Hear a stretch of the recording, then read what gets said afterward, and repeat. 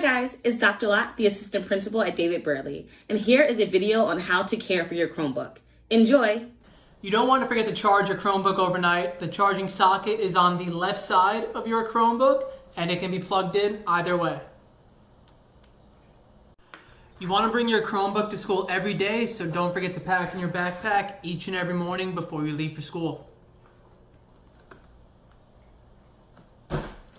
Only use computer-approved cleaners for your Chromebook, and only touch your Chromebook with your fingers, no pens, pencils, markers, etc.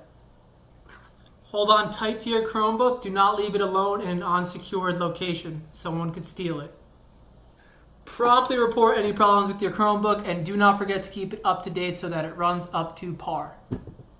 Do not make any attempts to physically alter the structure of the Chromebook. Don't remove any of the keycaps or change the physical structure of your Chromebook.